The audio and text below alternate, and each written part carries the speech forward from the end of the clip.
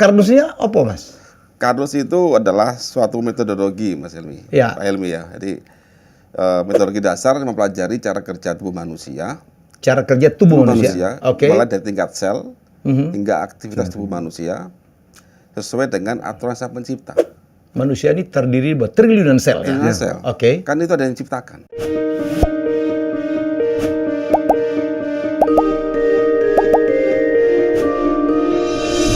Baik, ini berita gembira ya untuk Anda mungkin penderita diabetes dan juga untuk penderita kanker. Hari ini ya pagi ini sudah menghadap saya di studio dua orang yang mungkin Anda tidak tahu siapa atau barangkali kalau kenal pun sudah kenal dalam lingkungan terbatas.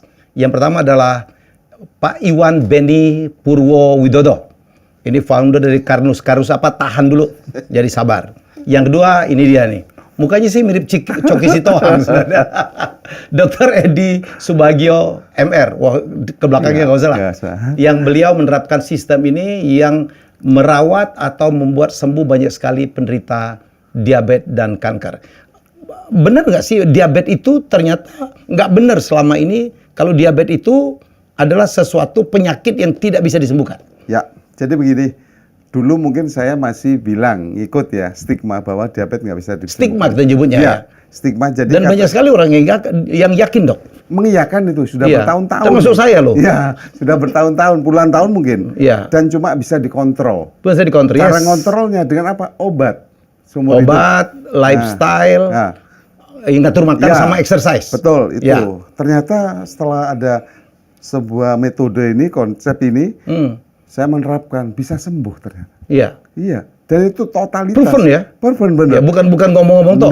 Ini banyak bukti juga ada case reportnya banyak. Oke. Ya. Dan itu ternyata mereka mulai, tapi tidak semata-mata Karnus ini langsung ngekat obat. Enggak. Ya. Jadi step by step, jadi tahap demi tahap. Jadi tapering. Sampai benar-benar enggak minum obat sama sekali. Gradual. Betul. Gradual. Ada contoh paling ekstrim nggak? Apa jangan ekstrim lah, ekstrim lah. Yang rata-rata udah ngobatin berapa orang nih? Kalau dulu katanya dokter kecantikan ya. Iya. Lebih cocok sama. Jadi awalnya itu mungkin gini. Saya asal-asalnya itu emang dokter umum dulu. Dokter umum. Terus habis itu dapat beasiswa ke Bangkok, ke Korea juga untuk kecantikan. Nah mungkin Allah itu sayang sama saya supaya dosa kita nggak tambah banyak. Yaitu saya sudah ikut kecantikan lah. Setelah sudah di situ nyaman, kok saya ditemukan dengan konsep ini yang sesuai dengan tujuan saya jadi dokter, yaitu untuk menyembuhkan pasien, bukan mengobati. Mulia ada dua, ya mulia ya. Ada menyembuhkan dan mengobatin. Akhirnya sama Allah itu diijabah. Saya diberi petunjuk dengan ilmu konsep ini ya, metodologi baru ini. Saya belajar tuh. Setelah belajar, saya langsung terapkan. Yakin betul karena apa? Di konsep ini yang digunakan untuk keyakinan saya itu berdasarkan Al-Quran dan hadis. Itu yang saya pelajari. Sehingga semakin saya tuh nambah banyak belajar Al-Quran hadis ini semua di sini. Dan saya siap syiar untuk penyakit-penyakit degeneratif, termasuk diabetes, kanker, hipertensi dan lain sebagainya. Case yang udah ditanganin? Diabetes, kanker, hipertensi, saraf kejepit, nah, hampir semua, termasuk jantung. Paling banyak apa? Diabetes. Jadi diabetes 80% diabetes. 80% diabetes. Udah ratusan ditangani? Ratusan. Baik online dan offline. Ya, jadi itu paling banyak biasanya udah komplikasi neuropati, kesemutan, kan gitu, kaki itu paling banyak. Ternyata mereka itu obatnya itu saya bilang selalu satu kresek. Lebih dari 10 ada. Alhamdulillah atas izin Allah semua itu pelan-pelan, step-step saya dampingi dengan konsep yang luar biasa ini sembuh total. Nah, itu salah satu juga ada seorang guru besar ya, di wilayah timur sana ya, yang sudah banyak terkenal. Beliau sudah katanya itu tinggal tunggu dipanggil Allah. Sudah pakai insulin. Sampai pakai insulin. Berapa input unit? Nah itu saya nggak intinya yang merawat beliau itu guru saya, dosen saya, seorang profesor juga.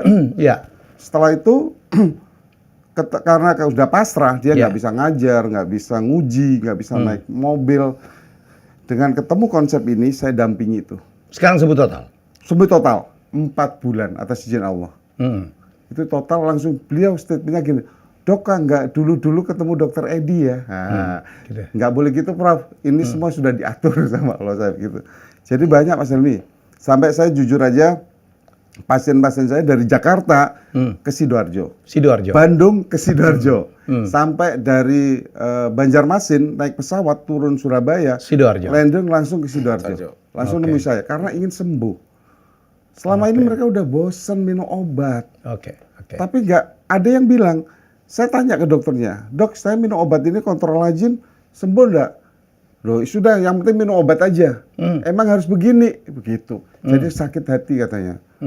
Akhirnya mencari alternatif, ketemulah pada saya dengan medsos saya itu sekarang itu banyak. Punya medsos juga udah. Iya, jadi saya itu medsos itu online pasien kurang lebih hampir 2.000 pasien. Dari Sabang sampai Merauke, ada Taiwan, Abu Dhabi, Bangkok, Singapura, banyak. Oke, Karnus, ini foundernya Mas Iwan Beni Purwo Widodo. Iya, Pak. Pasti orang Manado gitu. Manado orang. Jombang ya, Jombang. Oke, karena tadi kelas gue di IPB walaupun saya gak lulus ya IPB. Apa Karnusnya apa, Mas? Karnus itu adalah suatu metodologi, Mas Helmi. Ya. Pak Helmi ya. Jadi metodologi dasar mempelajari cara kerja tubuh manusia. Cara kerja tubuh manusia. Oke. Mulai dari tingkat sel hingga aktivitas tubuh manusia sesuai dengan aturan Sang Pencipta. Manusia ini terdiri dari triliunan sel ya. Triliunan sel. Oke. Kan itu ada yang diciptakan. Setiap ciptaan ada aturan. Lah manusia diberi akal untuk mempelajari, suruh ikro, membaca, merenung dan berpikir untuk mempelajari aturan Sang Pencipta. Sehingga kita ini hidup ini nggak sekedar hidup lalu dan mati gitu enggak, tapi ada aturan-aturan yang kita taati. Contoh paling gampang adalah kita bicara handphone aja. Handphone itu adalah ciptaan. Kita membeli handphone, meskipun kita sudah beli handphone, uang kita sendiri, kita kan nggak bisa ngawur. Harus tunduk dengan aturan pembuat handphone. Handphone aja ada aturan. Yang bikin siapa? Pembuat handphonenya. Apalagi ciptaan Tuhan. Apalagi manusia. Apakah manusia, kemudian tanaman, hewan, itu ujuk-ujuk ada. Bumi, galaksi, ujuk-ujuk ada. Tanpa ada yang ngatur. Baik lagi ke dasarnya, bahwa itu ada aturannya. Maksud tubuh kita ini, tubuh ini ada aturannya. Ya, kalau ingin sehat, carilah aturan seperti apa. Dan itu sudah tersemat di ilmu dasar yang kita pelajari saat ini.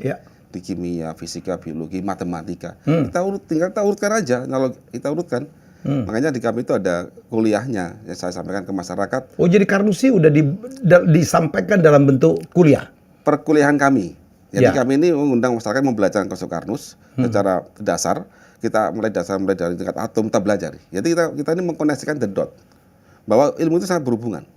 Dari mulai fisika, kita belajar fisika tentang atom, tabel periodik, hingga ke biologi, ke manusia. Itu berhubungan semua, Pak. Oke. Nah, kita urutkan aja. Kita ketemu alurnya. Dan ternyata ada nih satu hal yang memang masih lag dalam kehidupan sehari-hari kita. Contoh yang paling gampang lah. Lambung kita ini. Lambung ya? Iya, lambung itu. Lambung, oke. Jadi lambung kita tuh sangat dikambing hitamkan itu loh. Dikambing hitamkan? Dikambing hitamkan. Maksudnya? Berapa banyak sekarang katakan bahwa asam lambung itu jahat. Ya kan? Nah, padahal saat kita tahu bahwa manusia ini terdiri dari sekian triliun sel dan dia ada aturan cara hidup sel. Sel itu bermasyarakat, namanya organisasi kan, ada undang-undang, ada aturan kan. Nah, sel itu butuh makan, ya kan? Yang dimau sel itu apa sih? Dia nggak doyan namanya nasi pecel, nggak doyan sel itu. Yang dimau sel apa? Saat saya makan karbohidrat dari nasi, dia maunya glukosa. Yang makan protein dari empalnya nasi pecel, dia butuhnya asam amino. Asam amino. Ya, kan, daging ya. Yang mecah itu siapa sih? Asam lambung, Pak Helmi. Nah, ternyata yang mecah itu asam lambung. Itulah fungsinya asam lambung. Iya, kalau asam lambung itu tidak diberi asam dan asam itu nggak ada gunanya, ngapain Sang Pencipta ngasih asam lambung di situ? Itu jadi asam lambung itu mengkonvert ya, Mas? Mengkonvert menjadi zat-zat yang dibutuhkan oleh sel kita.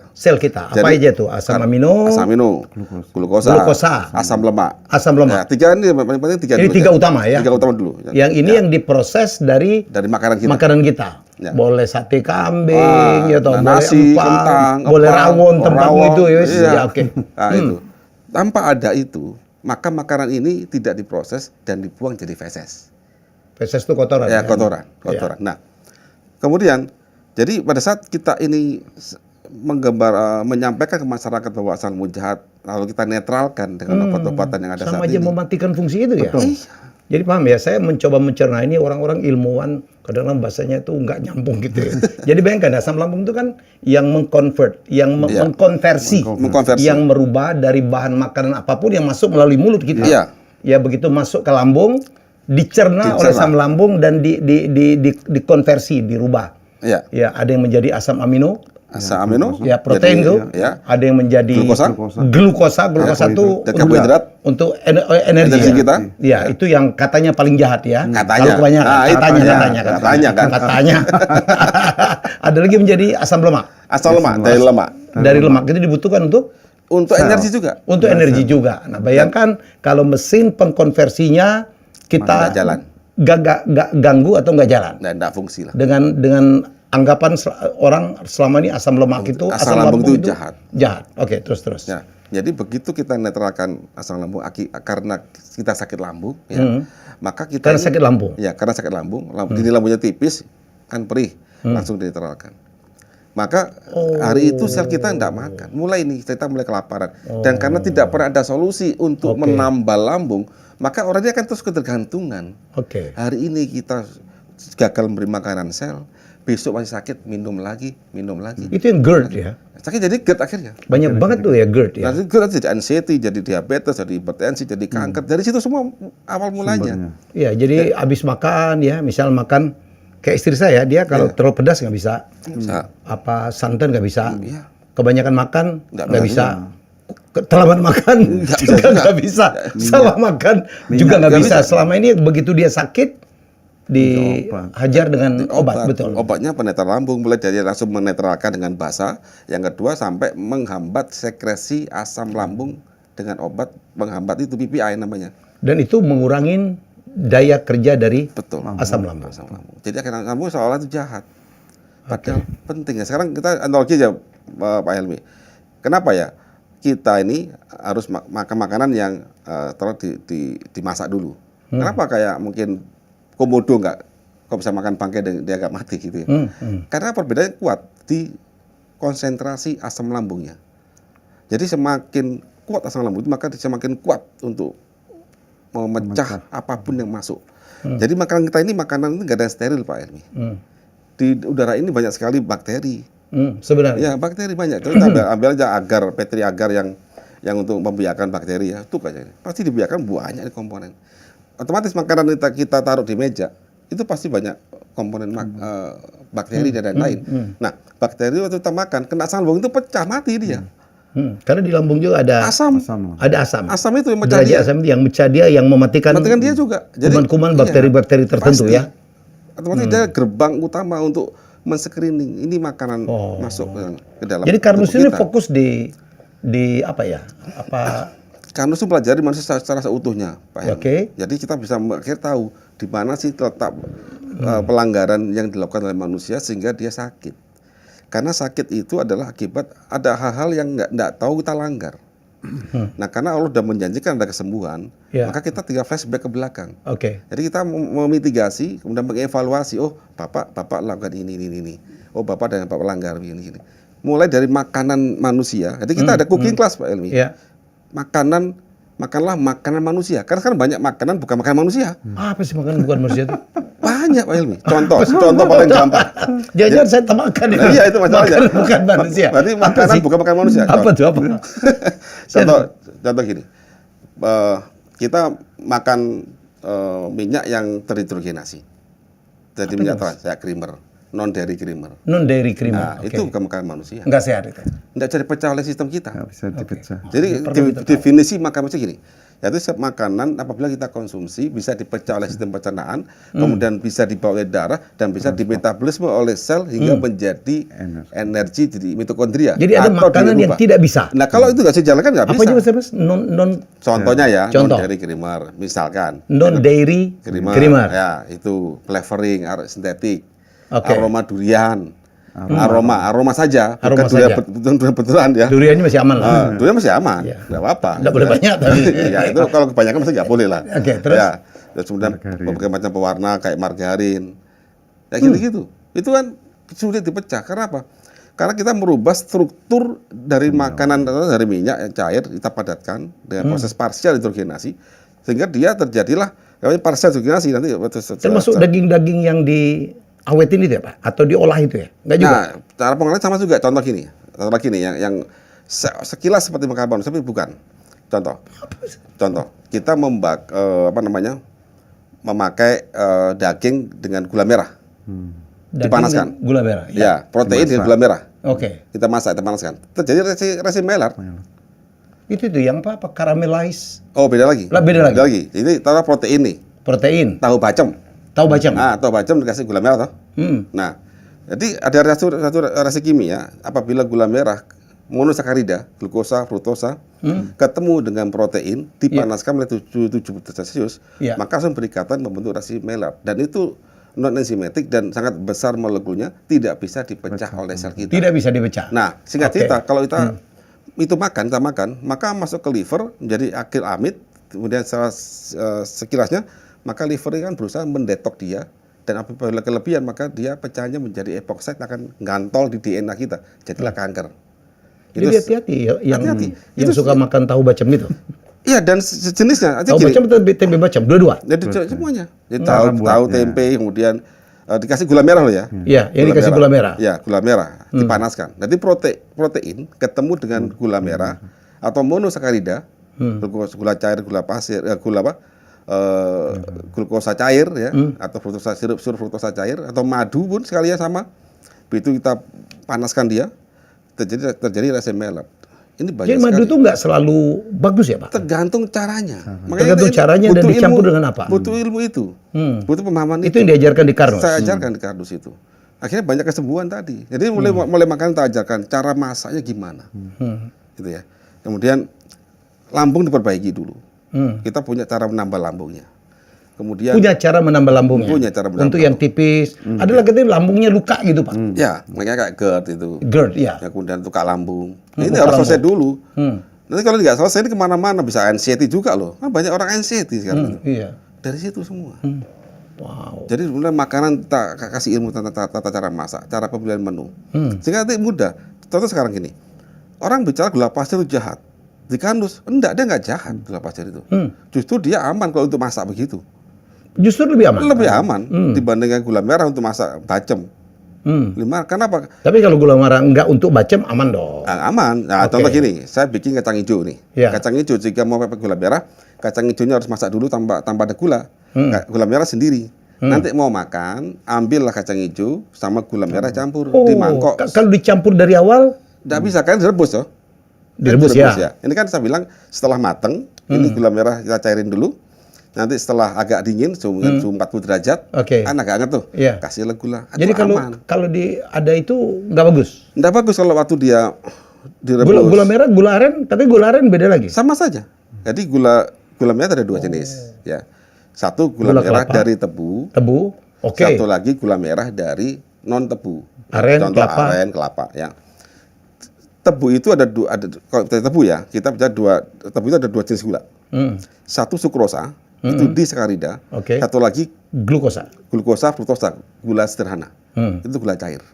Nah, gula pasir itu sejak zaman Nabi Adam sudah pasir bentuknya.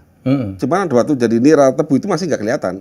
Begitu nira itu kita pekatkan, maka sukrosa kan misah sendiri. Jadi di pasir itu. Nah, pada sukrosa itu gugus aldehid sama keton, nanti fruktosa sama glukosa itu berikatan begini. Jadi dia aman. Kalau gula cair, gula merah itu akan banyakkan gula itu kan kadang gula pasir yang dicairkan. Kalau gula pasir kan tetap dia berikatan. Enggak apa-apa. Masih sukrosa dia. Yang saya maksud glukosa, fruktosa bebas adalah memang dia setelah strukturnya memang dia bebas, glukosa dan fruktosa bebas. Kalau sukrosa itu gula pasir itu adalah glukosa, fruktosa berikatan. Jadi kristal. Itu aman. Itu aman. Kalau ketemu protein dia masih aman. Enggak berikatan. Makanya waktu kita memasak misalnya, saya mau masak nih pindang ikan, Palembang nih. Itu saya suka itu. Iki wong Jombang tapi di Palembang. Bang. Pindang ikan. Iya, iya. Nah, pindang ikan. Ikan patin. Ikan patin, ikan baung boleh. Ikan baung boleh. Waktu kita masak airnya itu kan ada kasih kadang gula merah atau gula merah ya. Atau gula pasir ya. Oke. Maka saya ganti gula pasir, itu aman. Tapi kalau gula merah. Jadi artinya gula pasir itu relatif lebih aman daripada gula merah. Untuk konteks dengan ketemu protein, ya. Ketemu protein. Konteks protein. Itu udah aman. Sekarang kan banyak sekali kopi itu dikasih gula aren. Nah, aman? kalau kopi masih aman, karena kan kopi nggak ada, kecuali kopi kasih susu. Kecuali protein. Nah, kasih susu, kan ada proteinnya tuh. Ya, double juga ya. Kita Susu kental kasih- manis lagi. Oh, Jangan. Jangan. Nah, Iya, nih, hal begitu hati-hati. kami ajarkan. Tapi kami punya dasar, Pak Helmi, di secara saintifik. Oh, banyak banget saya dapat ini. Saintifik. Nah, contoh telur dadar. Apa? Telur dadar. Telur dadar. Iya, Ah. itu masalah itu. Kenapa? Jadi gini. Ya bener loh. Masalah di mana telur dadar? Salahnya telur dadar itu apa? Tetap nggak salah, yang bikin yang salah yang dadarnya yang salah. Iya. Telur. Telur itu ada dalam telur ada dua komponen, Ya. satu putih, satu kuning. Oke. Yang putih kuning, yang putih itu isinya avidin, ada avidinnya. Avidin itu apa? Avidin suatu antibodi yang Allah sematkan di dalam telur Oke. untuk mencegah jika bakteri masuk nggak sampai busuk sehingga Oke. punya umur simpan. Oke. Avidin. Kemudian di kuning itu ada biotin. Apalagi itu? Biotin itu vitamin B. Vitamin Bisa B. B7 ya. Ada vitamin H juga katakan. Ah, biotin itu sangat penting. Yang di kuning. Di kuning untuk Oke. tubuh kita dan tubuh ayam juga. Semua Ya. makhluk hidup butuh biotin. Hmm. Yang dia pakai mitokondria untuk siklus Krebs dan lain-lain. Intinya dia mengambil karbon dioksida, karbosilasi lah kalau nanti teman-teman yang melihat ini ya. Itu sangat penting sekali. Jadi kenapa kok nggak boleh campur? Avidin dan biotin itu sangat kuat ikatan cintanya. Nah, itu ikatan. Jangan dipisah. Nah, apabila dicampur dia langsung bercinta, ya. Langsung ngikat diri. Iya, oke. Ngikat. Dan konstanta perceraiannya sangat kecil. Dia Iya. bisa ceraikan lagi dia itu. Oke. Ya. Itu truk hitungan detik ngampur. Artinya waktu kita tek gini, Begitu kita kocok gitu. nah, kocok itu nyampur, kita goreng pun dia nggak bisa lagi. Oke. Kita makan dia akan dibuang, nggak jadi dipakai oleh tubuh kita. Karena Karena sudah terikat oleh avidin. oh, jadi Ya, baiknya nah, akhirnya dipisah sendiri. Jadi kalau kita goreng ceplok bisa. ceplok itu kan tidak dicampur. Tidak campur. Oke. Kemudian diapain direbus. Oke. Itu nggak ada masalah. Tapi kalau itu dicampur masalah. Apa akibatnya sekarang? Apa akibatnya? Sekarang bayangkan gini. Telur itu bagi sebagian orang mungkin murah. Bagi orang mahal. Paling Atau murah, menengah ke bawah. Ya. Seorang anak ibunya memberikan telur, ya kan, supaya dia pinter ya. Tapi waktu di dadar, dia akan bikin anak itu stunting nantinya. Karena dia hanya makan hari itu banyak kan satu hari telur aja. Bagi orang menengah bawah Yang juga manfaatnya, khasiatnya sudah hilang. tidak ada. Udah Karena hilang. percintaan tidak terpisah tadi. Iya, karena antara si biotinnya- putih sama si kuning. Ya, sudah terikat. Akhirnya apa? Untuk tumbuh dia itu akan terhambat. Dari itu kurang. Kecuali dia makan telur dadar tambah lauk yang lain. Oke. Saya bicarakan di sini. Jadi saya kan miskin sekali Pak Iwan. Iya. Dulu satu telur dikocok-kocok bagi 6. Aku Tantowi pinter juga tuh. Nah, Mungkin makan ikan. bukan ikan dong, paling banyak ikan. Ikan. Sekarang saya bilang, Oke. apabila seorang anak ini mereka tuh hari ini makan telur dadar, Oke. hari itu dia udah Udah anak itu pertumbuhannya kan gini. kehilangan gizi lah ya. Iya, kehilangan waktu itu loh. Nah, apabila itu berlanjut pada orang dewasa dan begitu pola makan dia, karena dia nggak tahu, Oke. akhirnya dia tubuh sel dia itu nggak mampu untuk regenerasi. Ini kan kita kan sekarang Pak Prabowo juga kan mau makanan bergizi itu ya. Iya. Kalau untuk rakyat kecil di kampung-kampung kan paling telur. Jadi boleh dong kalau putihnya sama kuningnya dipisah aja. Bisa aja. Kuningnya dikocok. Betul. Ya kan? Itu yang kami ajarkan tuh di cooking class. Dengan apa? Bumbu. Dengan Bumbu. tepung segala macam ya. Yang putih juga dikocok. Boleh Iya, dong. boleh dong. Nah, yang penting percintaan ini dipisah dulu. Nah, jadi gini, caranya nih Bang Hilmi ya. Jadi putih itu kami kasih itu loh bawang merah, bawang putih, serah dia ya. Supaya Kocok, banyak. ya, kocok, masak dulu. Masak dulu. Sampai dia mulai gumpal. Oke. Nah, gumpal dia rusak avidinnya. Iya. Rusak. Setelah dia gumpal, masukin kuning. Kuning.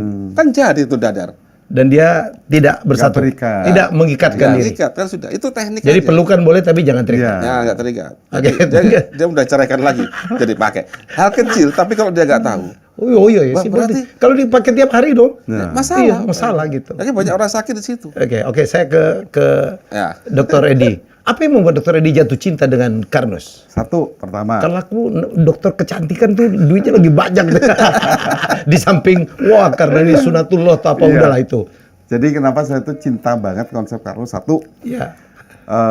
Di akidah keyakinan saya itu harus pegangannya Al-Quran hadis. Oke. Itu yang banyak teman-teman saya, saudara saya lupa dengan itu. Oke. Ya, lupa banget. Sehingga dia tetap egonya dengan ilmunya begitu. Padahal ingat, kelihatan kenapa kok sumbernya penyakit nggak pernah dipegang hulunya? Sumbernya penyakit. Iya, padahal di hadis sudah ada. Al-Hafidh Asyuti rahimahullah. Sumbernya penyakit itu adalah jeleknya al-baradah. Al-baradah itu jeleknya pencernaan. Yang bisa mencerna di tafsir itu lambung. Lambung. Itu nggak pernah disentuh. Coba lihat Pak Helmi, semua sakit apapun yang disuka dari situ. Iya. Tapi pernah mikir lambung? Disalah-salahin terus ya? Iya. Dinetralkan, Padahal Pak. kita butuh dia Iya, ya. lambung, gara-gara lambung bisa hipertensi, lambung bisa diabetes, lambung bisa stroke, lambung bisa jantung, lambung bisa saraf kejepit, lambung bisa jadi kanker. Ini ada yang nggak setuju. Kasihan lambung itu. Iya, makanya emang sumbernya di lambung. Terus saya yang menguatkan lagi, ada hadis Muslim itu udah jelas, kita harus percaya hadis kan? Iya. Likul lidain dawaun, segala penyakit itu ada obatnya. Dikuatkan hadis. Jadi nggak ada cerita bahwa diabetes itu nggak bisa nggak bisa sembuh, nggak nggak ada. Dikuatkan ini hadis Bukhari, ma anjalallahu da'in ila anjalallahu shifa. Tidaklah Allah menurunkan penyakit kecuali Allah menurunkan penawarnya, obatnya. Ada. Berpasangan selalu. Iya, ini yang saya membuat kuat jatuh cinta Karnus. Setelah itu apa? Yang kedua, produknya itu memang alami. Bekatul loh, Pak Emil kan tahu bekatul. Bekatul tahu, ya. Itu dikasihkan hewan-hewan. Iya, Kita makanan nggak bebek makan, itu, Pak. Iya. kita nggak makan bekatul, Iya. makanya hewan-hewan bebek jadi sehat. Iya. Justru bekatul itu yang saya dapat ilmunya jadi Prof aku ya, yang ngajar dulu kuliah itu. Dari IPB juga kan, Menteri Pertanian era SBY. Nah itu bekatul itu luar biasa nutrisinya. Pak Anton. Saya baru tahu. Pak Anton. Anton Apriantono. Apriantono, ya. Wah, temenku itu. Iya, PKS. Nah, Beliau ikut di kakak di Oh, di Karnus sekarang? Iya, ngajar beliau itu. Hai. Pak Anton, oke. Terus. Jadi salah satunya di beras itu, mungkin saya bingung gimana caranya satu beras ditempel bekatul. Gimana ngelemnya, kan saya begitu. Ternyata saya ke pabriknya sudah ada alatnya untuk ditempelkan. Nah, dari situ itu alami. Sampai produk Karnus ini untuk anak bayi pun bisa. Produknya bentuk apa sih? Nutrisi sih. Nutrisi semua. Jadi kita ada yang dijadikan minuman gitu. Jadi suplemen. Jadi kita ini setelah kita mengkaji semua tadi, ya. maka pertama kita butuh nutrisi bagaimana bisa menambah lambung. Akhirnya menambah lambung. Ya, merekonstruksi lambung. Ternyata lambung itu ternyata mukosa terbuat dari glikoprotein dan kita bisa bikin itu dari kolagen tipe 3. Kebetulan saya pakai kolagen pertama Ong Liman di Asia Tenggara, Pak Hilmi, alhamdulillah. Dan kemudian kita ada riset tentang pati dari pisang. Jadi pati dari pisang itu saya kasihkan dengan kolagen saya, jadilah kayak mucin itu. Kayak apa? Mukosa lambung itu. Plek, nambal dia. Kemudian, yang luka-luka iya, nambal. Nanti nambal 4 jam, kemudian di digest, masuk lagi dalam darah kita, dipakai dari dalam. Jadi kita skema begitu. Oke. Nah, itu skema itu kita punya nutrisinya. Terus yang kedua, kita butuh skema untuk menyedot plak dan membakar plak. Kan ini problem nih. Pada diabetes, hipertensi, stroke, dan lain-lain. Plak ini adalah makrofag yang memakan TG dan kolesterol terbakar dalam darah. Sehingga kita harus sedot dia. Plak itu ada yang di pembuluh darah itu ya? Pembuluh darah, ya. Yang nempel-nempel di dinding? Nempel itu. Ya, katanya itu juga nggak bisa dicopot, nggak bisa dikejar. Bisa. Coba aja buka biokim itu. Ada yang bilang sama saya, orang ahli juga loh. Nah, dia suruh nggak bisa tuh. Belajar lagi. Makanya dia harus dipasang ring gitu. Ya. Karena kalau udah sekali nempel, itu katanya kayak karat gitu, udah nggak bisa lagi dihilangkan. Bisa. Coba beliau minta membuka tentang transporter pada makrofag. Namanya ABC A1 sama ABC G1 ya, G1. Jadi ada caranya itu. Makanya kami ajarkan itu pada kuliah Karnus, Pak Ilmi. Kami insya Allah September ada kuliah Karnus angkatan ke-16. Kuliah Karnus ini Anda buka ya? Kayak seminar gitu? Iya, seminar 2 hari. Kita belajar dari pagi sampai malam. Malam ada praktikumnya. Kita buktikan semua itu. Yang ikut siapa aja? Siapa aja yang berminat? Siapa aja boleh. Masyarakat yang dokter, belajar. masyarakat umum, penderita gitu yang pengen tahu. Kalau penderita, kebanyakan mereka kalau ingin belajar di dalam ikut kuliah. Kalau enggak, cukup ke dokter kami, dokter Edi, banyak dokter kami juga. Atau ikut cooking classes tadi malam. Oke, saya ke dokter ini. Dok, ada juga bahwa Karnus ini juga metodenya juga bisa untuk ngobatin cukup banyak pasien-pasien kanker ya? Alhamdulillah. Jadi bukan alhamdulillah banyak yang kanker, alhamdulillah bisa diobatin. Jadi alhamdulillah bisa diobatin. Saya tuh juga nggak nyangka, Pak Helmi. Jadi tiba-tiba kok pasien kanker-kanker yang terutama sudah stadium 3 dan 4, kanker payudara. Oh, banyak kanker payudara. Iya, itu mereka ada sudah yang di kemo, ada yang sudah dioperasi, ada yang nggak mau operasi. Nah, ini ada kejadian satu, orang Surabaya ini sudah 12 tahun kanker payudara. Dan beliau tidak bisa duduk sama sekali, terbaring totalitas. Jadi 12 usia 61. Jadi beliau itu sudah nggak mau dioperasi, takut. Pasrah lah udah ya. Pasrah, takut dioperasi, sudah di kemo 3 kali. Saya tahu beliau kenal saya pada waktu itu, waktu kita umroh awal 2015. Dok, saya nggak bisa apa-apa. Sudah gimana caranya datang ke tempat saya, akhirnya datang sama anaknya dibopong. Dibopong, langsung ditidurkan. Tidurkan aja, mau duduk gini kesakitan. Saya melihat wajahnya, dia kurus sekali. 12 tahun. Kita bisa pikirkan 12 tahun itu seperti apa. Nggak bisa apa-apa. Saya cuma bilang, Ibu ikhlas enggak dengan kondisi gini? Ya mau ikhlas gimana, Dok? Saya kondisinya kayak gini. Harus ikhlas. Terus nanti dia yang dipikirkan, karena sudah ada stigma.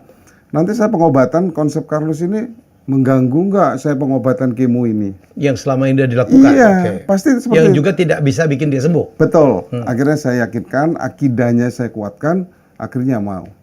Setiap 1 pekan, 7 hari, saya suruh kontrol. Itu perkembangannya luar biasa. Dan yang biasanya saya ada tambahan lain.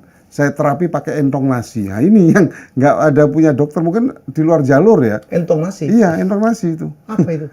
Terapi pakai alat entong nasi itu. Oh, centong? Entong. Jadi direfleks ya itu? Iya, pakai alat itu saya. Yang sudah 5 tahun minimal dipakai di dapur. Nah, dan itu yang dari kayu? Kayu jati harus. Untuk ditempelin gitu? Bukan ditempelin, kakinya saya titik-titik untuk melancarkan akupunktur gitu ya? Betul. Oke. Setiap 7 hari itu perkembangannya luar biasa. Mulai dari bisa duduk, bisa berdiri, terus jalan megang tembok 4 bulan. Atas izin Allah.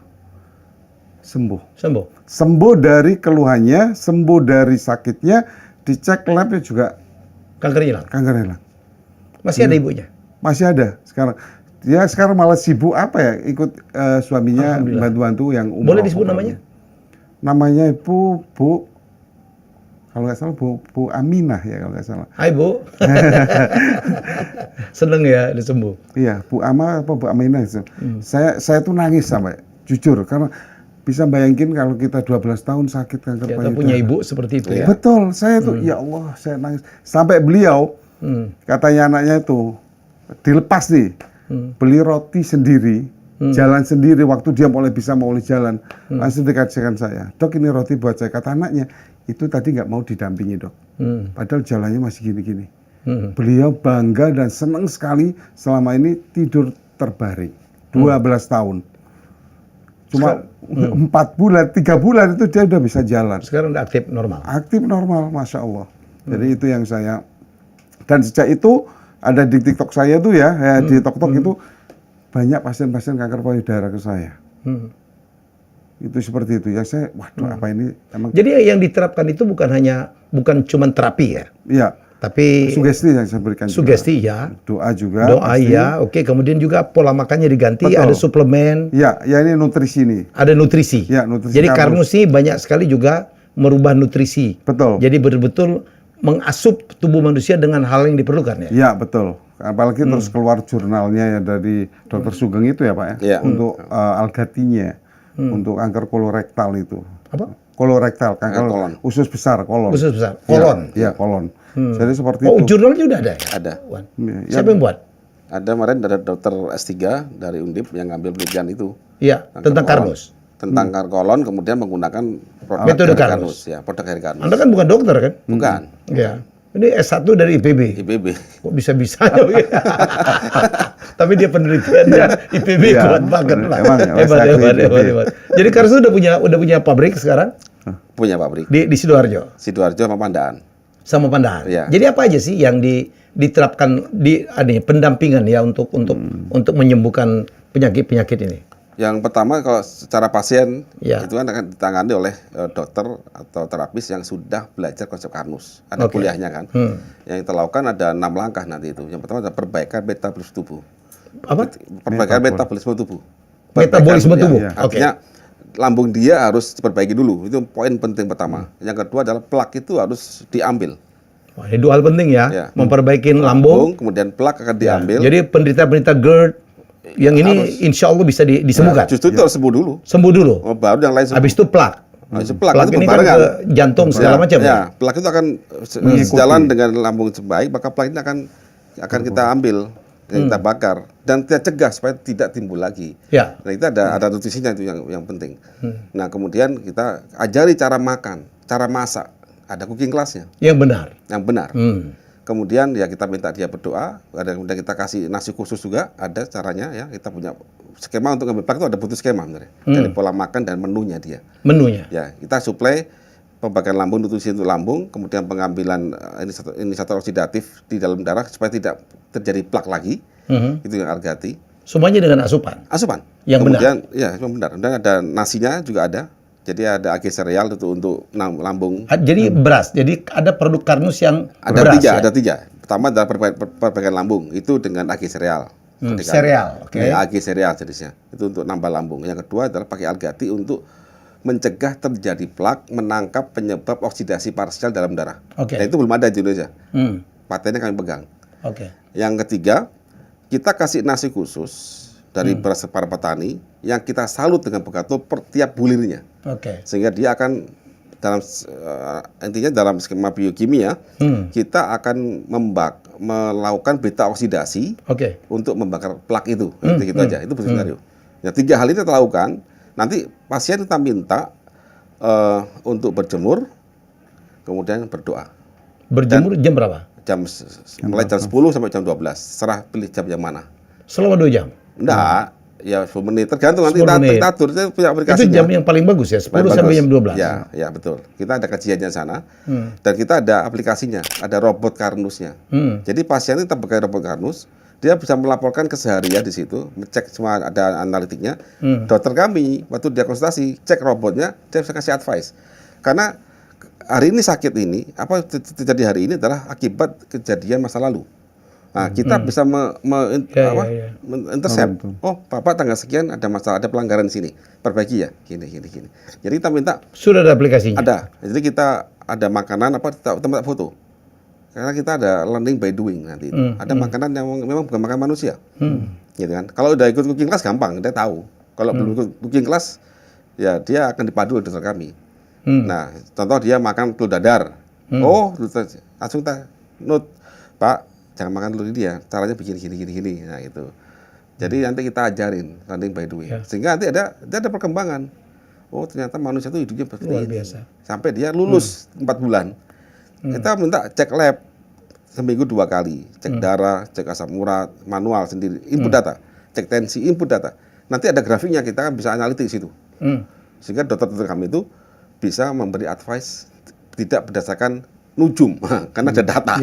Gitu. Data ya. Jadi kita punya aplikasi rumah sakit pribadi dia, dimanapun dia berada. Makanya tadi bisa online sekian ribu orang ya pasiennya, kami atur di sana itu.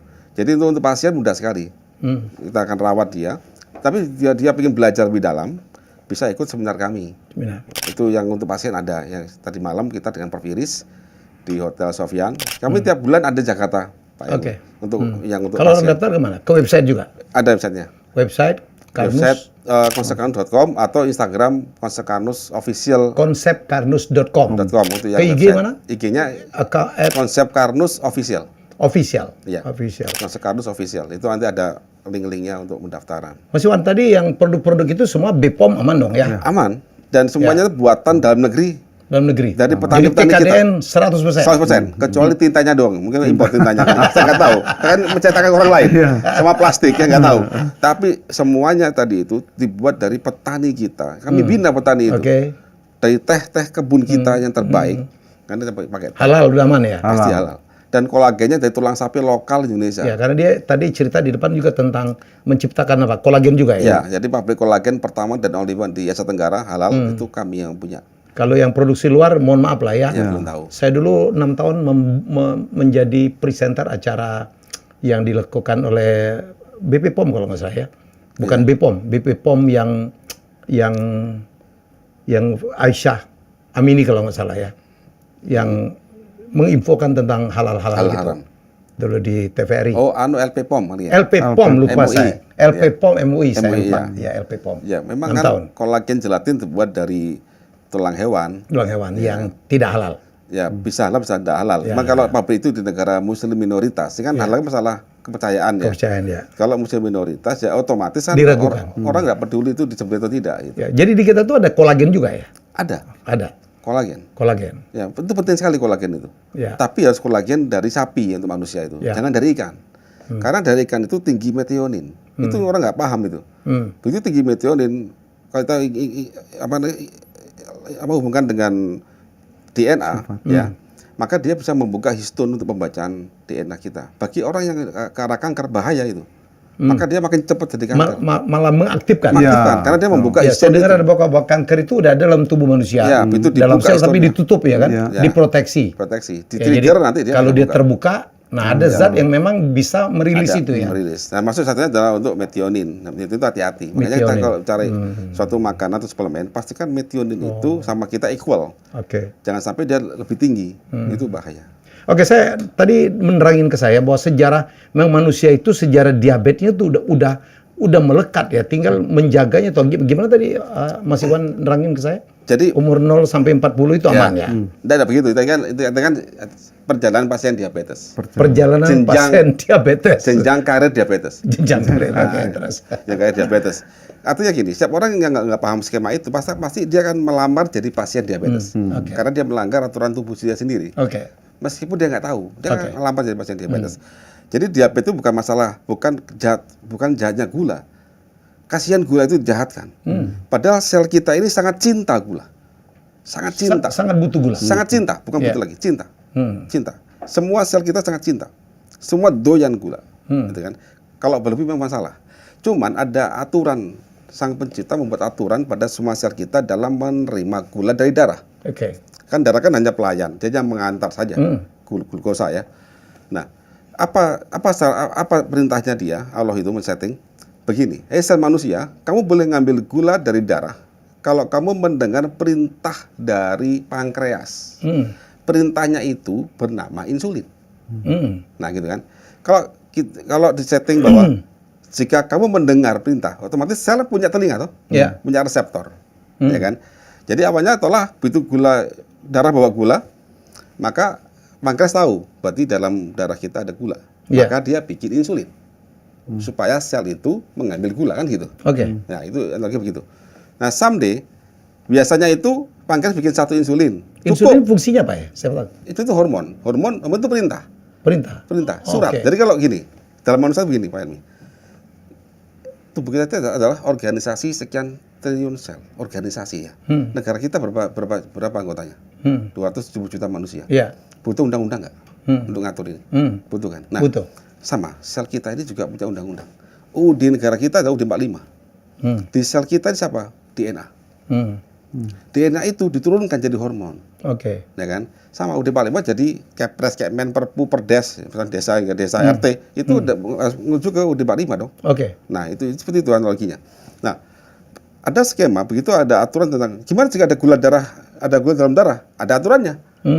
Sel-sel otot dan tubuh kita mayoritas adalah sel otot kan, tubuh ini mayoritas sel otot, jenis selnya. Sel otot, kamu kalau butuh gula dan gula itu adalah makananmu, kamu harus nunggu jika diperintah oleh tubuhmu. Siapa yang memberi perintah itu pankreas. Karena dia punya sensor. Kita ada gula dalam darah maka akan ngasih pankreas itu punya sensor. Punya sensor. Oh, ini yang butuh. Sel ini butuh. Nah, gitu. butuh. Oke. Itu ada gula maka dia kirim melalui insulin yang pembawanya. Nah, begitu ada gula dalam darah, Ya. itu si pankreas kan tahu. Maka dia langsung bikin insulin, Insulin. bikin perintah. Nah, begitu insulin dibikin akan dikasih ke dalam darah. Dibawalah darah itu. Begitu temu sel otot, dengar perintahnya. Gitu kan? Oh, ada insulin. Berarti ada gula di luar tubuh saya, di luar sel. Maka dia langsung tahu dan dia buka pintunya, gula masuk. Sehingga gula darah akan turun kan, normal lagi kan. Itu skemanya begitu. Nah sekarang bayangkan, jika telinga sel itu tuli, ada yang nutupin. Nutupin, contoh plak. Ya. Contoh lagi, ada suatu ledakan kecil akibat partial hidrolisis, partial oksidasi dalam darah menghantam reseptor telinga sel. Kan rusak. Akhirnya begitu pankreas itu mendeteksi ada gula tinggi dalam darah karena habis makan. Ya. Terus dia bikin insulin. Kok nggak denger? Kok gula nggak turun-turun? Itu pankreas tahu loh, dia mensensor itu. Akhirnya dia bikin lagi 2. Nah, 2 baru denger. Besok lagi, mungkin seminggu depan lagi, bikin 2 insulin, tidak dengar. Bikin 5, bikin 10. Nggak terasa 5 tahun kemudian, usia 40, dia bikin 100, masih nggak dengar. Itu bikin lagi, nggak mampu pankreas. Itu diabetes. Jadi masalahnya adalah, kenapa ini sel tuli? Siapa bikin tuli? Itu nggak pernah diselesaikan. Di pengobatan kita manapun. Apa penyebab dia tuli? Nah, dari kajian kami itu adalah, pertama dia teroksidasi akibat tubuh kita gagal memecah lemak. Gitu ya. Sehingga oksigen membakar dalam darah. Lagi-lagi ini karena jadi plak, kegagalan tadi di asam lambung. Di lambung itu. Di lambung, okay. Nah, jadi gini, Pak Rimi. Itu nanti someday Pak Rimi belajar di kelas gini. Kita punya karbohidrat, protein, lemak. Ada 3 ya. Makanan utama kita ya. Karbohidrat dan protein itu harus dipecah di lambung dulu supaya bisa masuk dalam darah. Jadi kalau karbohidrat jadi glukosa baru dalam darah. Protein dipecah oleh asam lambung jadi asam amino baru masuk dalam darah. Kalau ini gagal dipecah jadi feses.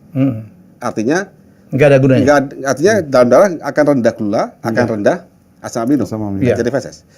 Kita punya lemak kan, satu lagi lemak. Lemak ini dalam lambung dipecah di anu aja, tapi masih masuk dalam darah kita tetap lemak lagi. Nah, padahal sel maunya asam lemak. Jadi lemak ini pemecahannya terjadi di dalam darah, bukan di lambung. Tapi untuk memecah lemak ini butuh enzim, namanya lipoprotein lipase. Nah sekarang bayangkan, saya makan tempe. Tempe itu kan ada lemaknya, lemak tempe, lemak kedelai, minyak kedelai, ada protein kedelai, ada karbohidrat dari kedelai. Jika lambung saya benar, maka protein kedelai akan jadi asam amino kedelai, masuk dalam darah saya. Karbohidrat kedelai akan jadi glukosa dan masuk ke dalam darah saya. Lemak kedelai masuk dalam darah saya, belum masuk. Begitu ketemu sel nih, begitu dia minta gula, oh ada gula.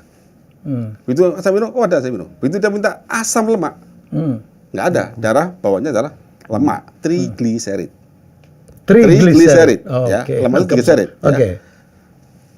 Si sel maunya apa? Asam lemak, bukan trigliserid. Ini kegagalannya karena tadi asam lambung tidak memproses ya. Begitu dia minta asam lemak, di dalam darah adanya trigliserid, ya kan? Maka tubuh langsung membuat enzim. Enzim itu bernama lipoprotein lipase. Enzim terbuat dari apa? Asam amino. Asam dari mana? Dari tempe yang protein tempe yang dipecah oleh asam lambung. Kalau selesai kan? Nah sekarang kita bayangkan, simulasikan, asam lambung saya netral. Kena obat mah. Kena obat netralin. Asam lambung. Nah, akhirnya saya makan tempe nih. Karbo tempe sebagian nggak dipecah. Protein tempe nggak dipecah. Jadi feses. Lemak tempe masuk dalam darah. Ingat, karbo jadi feses, protein tempe jadi feses. Akhirnya dalam darah saya rendah asam amino, ya kan? Tapi lemak tempe masuk. Nah, begitu sel itu minta minyak tempe, asam lemak tempe, adanya trigliserid tempe. Dia minta dong pemotongnya. Pemotongnya adalah enzim. Apa bahan baku enzim? Asam amino tempe. Dicek. Nggak ada. Jadi feses. Ya sudah, nanti numpuk. Nah, sekarang darah kita itu, Bang Helmi, itu bawa oksigen. Dan bawa bahan bakar. Sekarang kita lihat di mobil. Mobil itu bahan bakar dan oksigen ketemu di mana? Kan di dalam piston. Darah kita enggak. Di sepanjang pipa bahan bakar itu ada oksigennya. Artinya apa? Ini begitu makanan masuk dalam darah kita, ini tidak boleh lama-lama. Ini harus segera masuk ke dalam sel. Oksigen nanti ketemu sel di mitokondria. Pembakaran di mitokondria. Pembakaran tidak boleh terjadi di luar mitokondria.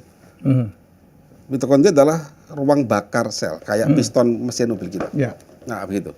Jadi bayangkan, jika lemak hari ini dalam tas saya lemak atau triglycerid dari pempek bulan lalu, kira-kira saya ketemu oksigen terus tuh. Kan terjadi kebakaran, namanya oksidasi parsial namanya. Begitu terjadi kebakaran tadi itu secara parsial, maka akan ada inflamasi di dalam pembuluh darah. Datanglah makrofag. Dia makan, pluk, makan. Banyak jumlahnya, Bang Helmi. Yang dimakan? Iya banyak. 1 sendok makan minyak goreng itu banyak jumlah molekulnya itu. Coba dihitung aja. Banyak sekian juta triliun molekul. Ya, molekul kita bicara. Dimakan makrofag. Nah, makrofag itu makan banyak lemak yang gagal dipecah itu, dia bentuk foam cell. Jadilah plak. Jadilah plak. Nah, plak itu, jadi ring jantung itu semua dari situ. Iya, karena apa? Pembuluh darah menyempit akibat kegagalan memecah lemak tadi. Akibat apa? Tertarik lagi. Ada 2 hal akibatnya, dari lambung yang gagal memecah. Yang kedua, Anda salah makan minyak. Minyak yang terhidrogenasi tadi saya sampaikan, kayak creamer, non-dairy creamer tadi. Lemak yang terpolimerisasi dari akibat kita memasak makanan berulang-ulang. Makin enak kan? Kayak rendang gitu ya. Minyak jelantah. Minyak jelantah gitu. Saya makannya pakai minyak jelantah. Nah, enak itu. Nah, enak sekali kan. Nah, itu terpolimerisasi. Kita nggak tahu. Jadi akibat lampu netral, tidak tahuan tata cara masak tadi. Jadi satu. Plak masuk. Dan itu gagal. Itulah kita melanggar algoritma sang pencipta. Nah, tapi jangan khawatir. Allah itu membuat skema lain. Dan disebutkan oleh ilmu pengetahuan. Contoh di makrofag yang jadi plak itu. Apakah bisa diambil? Bisa. Ternyata bisa, ada transporternya, namanya ATP binding cassette A1. Cuman dia butuh zat yang mengambil, namanya ApoA1. Dibuat dari mana? Di dalam usus halus, ya, di plasma sama di liver. Cuman dia butuh bahan baku. Itu kami sematkan di AG sereal. Itu caranya begitu. Begitu lembut bagi, saya minta dia makan manusia, ada cara makannya, cara masaknya, dibawa, ngambil lah itu, diambil, tung, dibakar. Selesai. Makanya ada kesembuhan. Canggih manusia itu. Semakin dalam kita asal kita tahu caranya. Caranya itu kita ajarkan. Jadi asupan apa yang diperlukan, asupan apa yang harus dihindari. Dan kami tidak sekedar doktrin, bukan. Kami itu ada kuliah kanusnya. Silakan ikut, tetap belajar bareng. Debatlah saya di situ, nggak apa-apa. Karena kita belajar Krebs cycles. Anda paham nggak Krebs itu? Kalau belum paham ya nggak usah debat. Karena biokim dasar. Udah berapa orang yang berhasil diobatin atau mungkin punya catatan atau udah menjadi pasien atau menggunakan ini dapat manfaat? Case report kami itu yang terdata yang taat dari report kami itu ada sekitar ratusan orang. Ada case reportnya. Data total pasien tadi sekian 1.000 orang. Dokter-dokter kami kan banyak nih dokter kami yang nggak pernah di total. Nanti kami compile semua ada berapa ribu orang. Mungkin ada 10.000-an ada itu nasional. Cuma kan enggak kita publikasi secara massal ya. Cuma kita kasih case report ada. Jadi perjalanan pasien masuk sehingga 4 bulan di wisuda lulus selamat, Anda sudah lulus diabetes sembuh itu ada.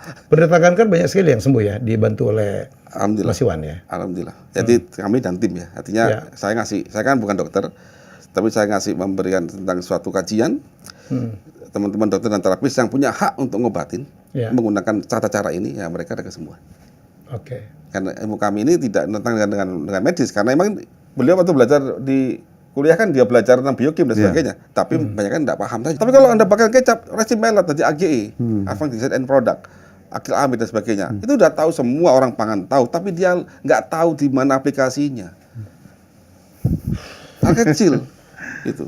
Terus sehari-hari. Tempe bacem tadi. Nah, tempe bacem. Contoh mau bacem jangan pakai gula merah, pakai gula pasir, nggak apa-apa. Karena tadi Wan apa ininya? Istilahnya tuh kalau di resin melat. Maillard.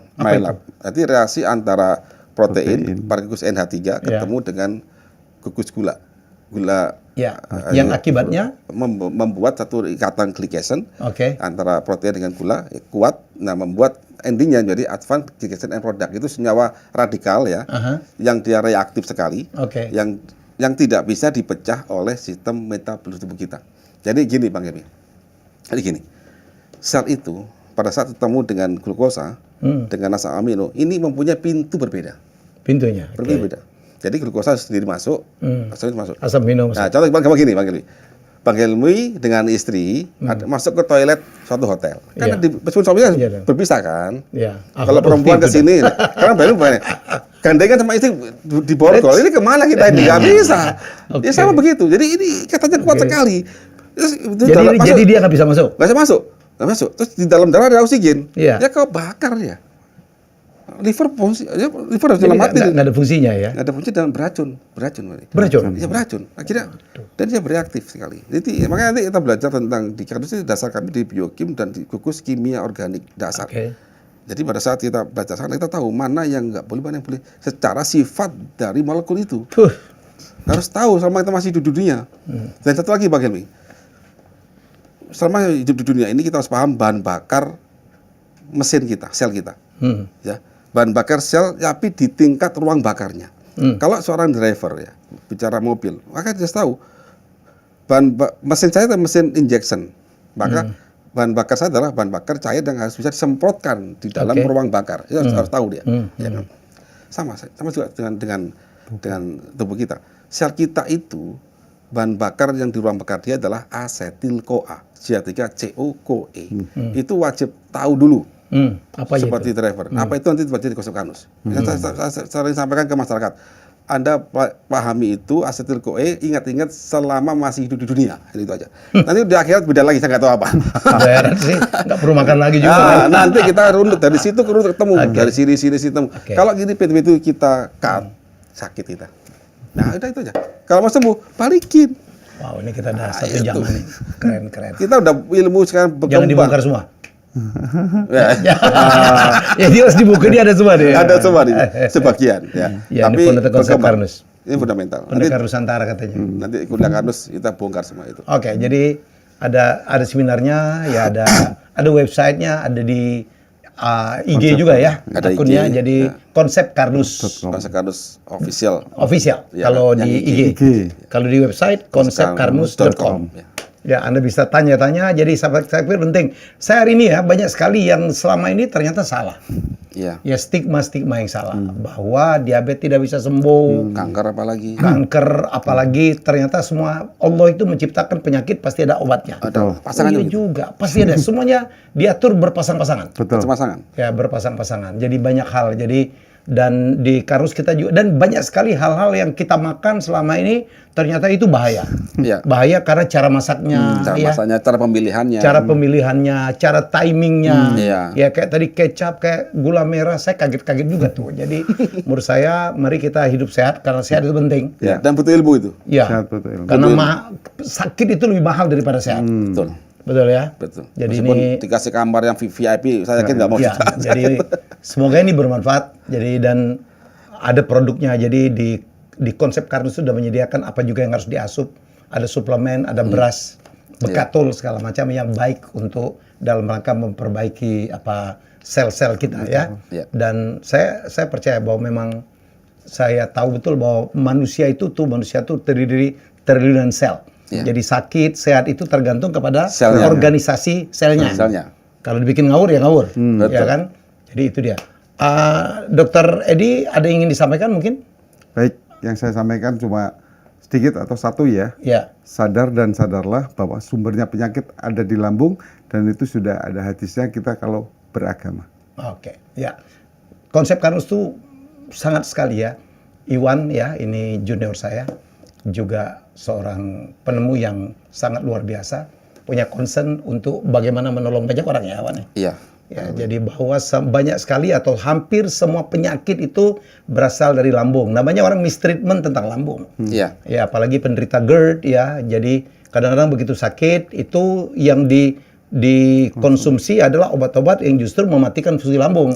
Padahal lambung itu, terutama asam lambung itu sangat diperlukan untuk mengkonversi, merubah. Ya, tadi yang dikatakan karbohidrat. Ya, ada dibutuhkan jadi glukosa ya. Jadi protein menjadi asam amino, ya karbohidrat menjadi glukosa dan diperlukan juga lemak menjadi asam lemak. Secara nggak langsung. Jadi itu dibutuhkan. Nggak boleh diganggu itu supaya metabolisme kita tidak terganggu. Mas Iwan, ada yang ingin sampaikan? Ya, sehat butuh ilmu, maka kita harus belajar. Oke. Ada seminarnya, ada online-nya. Ya, jadi silakan ikutin.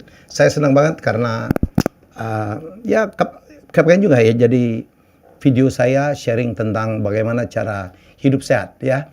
Mari kita tetap menjaga supaya kita sehat, karena sehat itu sangat mahal menurut saya ya. Kita jumpa lagi dengan tamu hebat saya selanjutnya. Terima kasih. Assalamualaikum.